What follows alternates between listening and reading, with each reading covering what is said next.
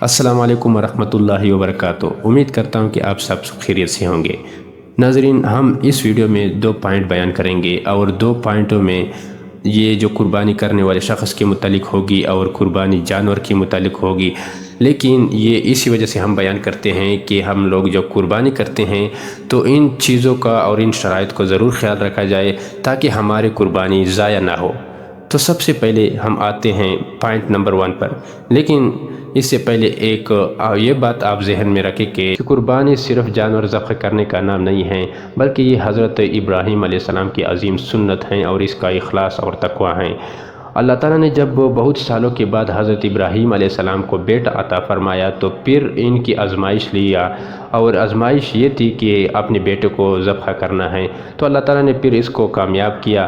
तो ये जब अल्लाह ताला ने उसको कामयाब किया तो यही अदा अल्लाह ताला को इतनी महबूब हुई कि उम्मत मुहम्मदिया पर हर साल ये कुर्बानी मशरू कर दिया गया। कि तो पॉइंट नंबर 1 में हम ये बात करने वाले थे कि कुर्बानी करने वाले शख्स के मुतालिक चंद बातों का ज़रूर ख्याल रखा जाए कि अगर कोई बंदा माल कमाता है तो उसकी कमाई को देखा जाए कि अगर उसकी कमाई हलाल है तो अच्छी बात है, तो उसी की कुर्बानी कबूल होती है। अगर उसके पास ऐसा माल है कि वो हलाल है तो वो हराम कमाई जो होते हैं वो एक तरफ कर दे, और हलाल कमाई जो होते हैं वो अपने पास इतना जमा करे कि वो उसको पता चले कि मैं अभी साहिब निसाब हूँ ये हलाल कमाई की वजह से।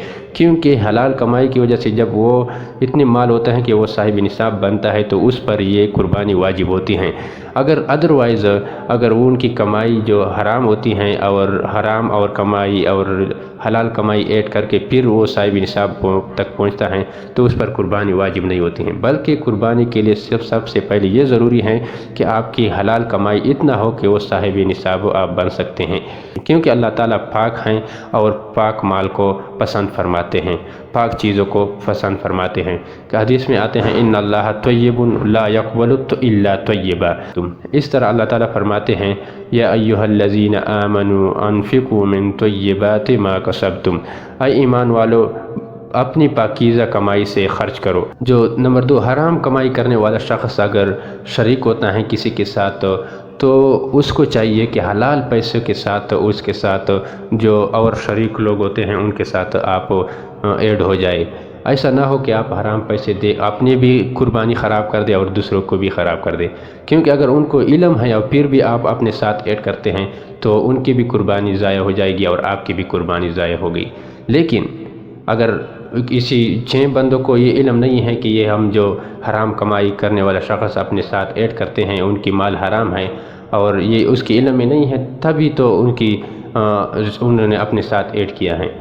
लेकिन तो इसकी कुर्बानी जो है 6 अफरादों की भी कुर्बानी कबूल होगी, लेकिन इस 7वें बंदे की जो कुर्बानी कबूल नहीं होगी। शिरकत कुर्बानी में किसी एक बंदे की नीयत ख़राब हो, वो गोश्त हासिल करने के लिए कुर्बानी करता है या किसी रियाकारी के लिए कुर्बानी करता है तो सारे की जो है कुर्बानी ज़ाया हो जाएगी।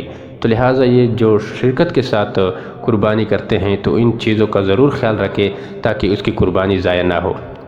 तीसरी बात यह है कि हमें इखलास और नियत करना है अल्लाह की रज़ा के लिए।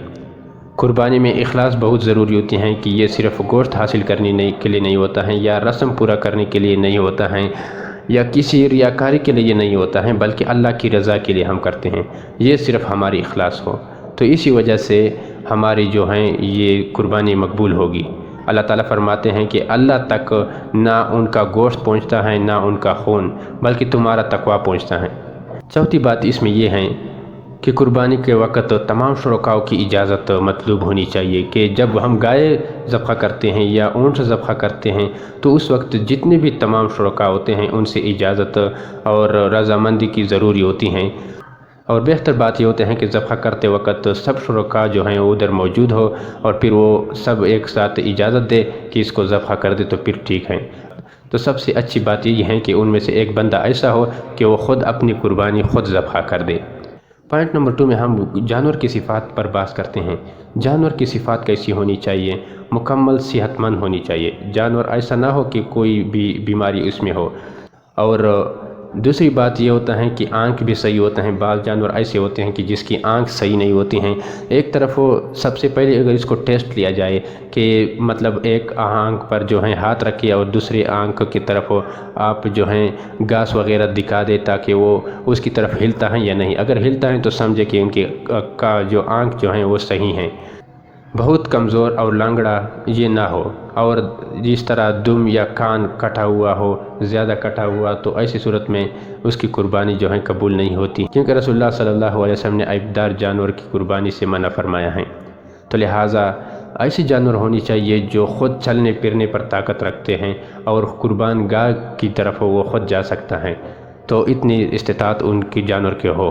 تو میں ہم دوسری بات یہ کرتے ہیں کہ جانور کی عمر کتنی ہونی چاہیے، بکری ہو یا بھیڑ ہو، تو کم از کم بکری بھیڑ کی عمر جو ہے 1 سال ہونی چاہیے۔